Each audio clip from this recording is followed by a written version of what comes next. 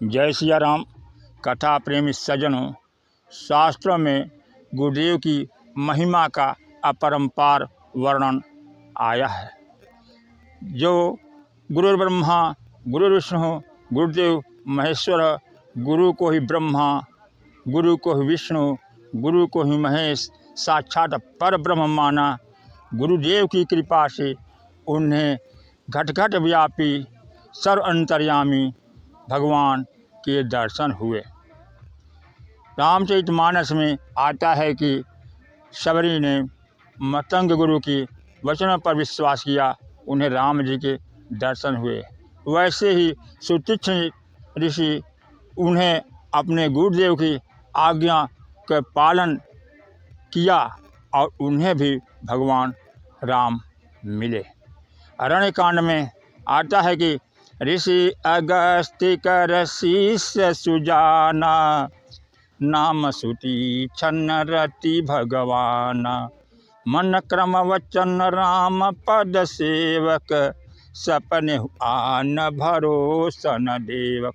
सुतीक्ष्ण ऋषि मन क्रम वचन से राम के चरणों के सेवक थे। राम जी के प्रति अनन्य श्रद्धा भाव भक्ति भरा हुआ था। स्वप्न में भी दूसरे देवता का भरोसा वे नहीं करते थे। वे राम जी की प्राप्ति के चिंतन में लग गए। एक दिन सुतीक्ष्ण जी को पता चला कि प्रभु आसपास ही आए हुए हैं। वे अपने भाग्य को कोसने लगे। हे विधि दीन बंधु रघुराया, मुँह से सठ पर करी हहीं दाया। हे दीन बंधु दीनानाथ, क्या मेरे जैसे दुष्ट धूर्त पर दया कर पाएंगे? कमी क्या थी उनमें? मोरे जी भरोसा दृढ़ नाही, भगत विरति न ज्ञान मन माही। मेरे हृदय में दृढ़ भरोसा नहीं है, भक्ति नहीं है, वैराग्य नहीं है, कोई भी गुण तो नहीं है जिससे प्रभु अनुकंपा करेंगे। नहीं सतसंग जोग जप जागा, नहीं दृढ़ चरण कमल अनुरागा। जप भी संतोषजनक नहीं है, योग साधना भी नहीं हो रही है, चरणों में अचल अनुराग भी तो नहीं है। प्रभु का एक गुण स्मरण आया, एक बानी करुणा निधान की, सो प्रिय जाके गति न आन की। प्रभु की एक स्वाभाविक विशेषता है कि जिसे अन्य किसी का भरोसा न हो, प्रभु उस पर अवश्य कृपा करते हैं। इतना विचार आते ही मन में निश्चय हुआ, होई है सुफल आज मम लोचन, देखी वदन पंकज भव मोचन। भाव सुदृढ़ होते ही सुतीक्ष्ण प्रेम विवल हो गए। जहाँ स्वरूप हृदय में भगवान का आया, वे अचल स्थिर होकर बैठ गए। मुनि मग माझ अचल होई वैसा, पुलक शरीर पन सफल जैसा। वे बीच रास्ते में अचल स्थिर होकर बैठ गए। क्या बीच रास्ते में कोई पगडंडी थी कि सुतीक्ष्ण जी उसके बीचों बीच बैठ गए? नहीं।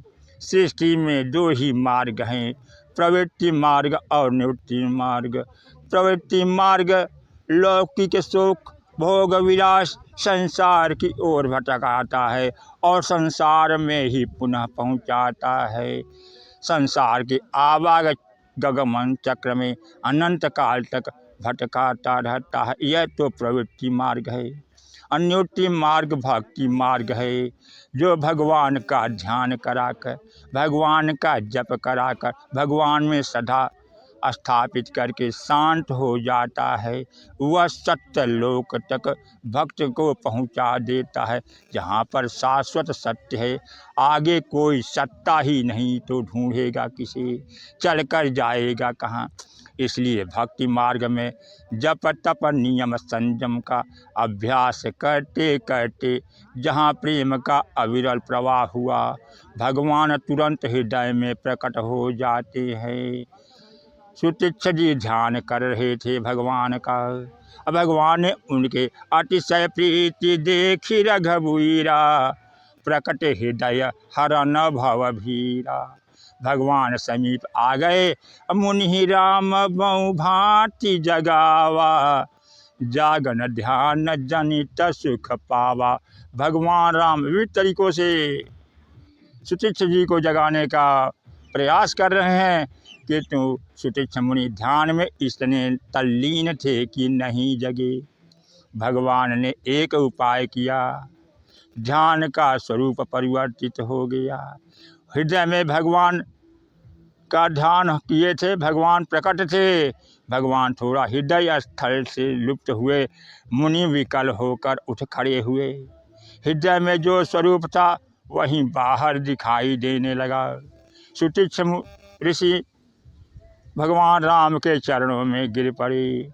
प्रभु राम ने कहा, ऋषिवर, आपके गुरुजी जी का दर्शन करना है, आपके साथ चलना चाहता हूँ।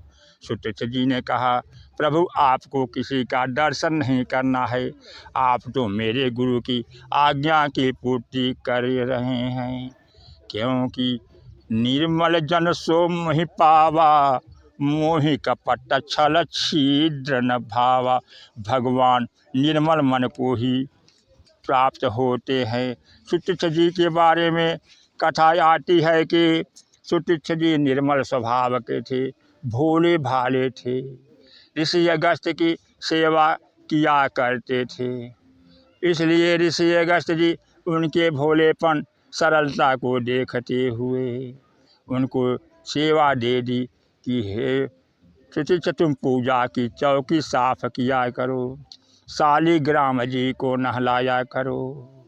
वे प्रतिदिन कावेरी नदी के किनारे जाते थे और पूजन पात्र की सफाई करते थे। और शालिग्राम जी के द्वारा ही भोलेपन के कारण वहाँ पर एक जामुन का वृक्ष था।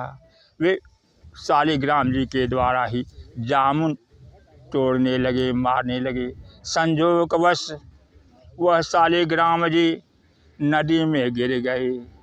वे नदी में उतरे, ढूंढे खोजे, लेकिन शालिग्राम जी नहीं मिले, बल्कि एक गोल मटोल जामुन मिल गया।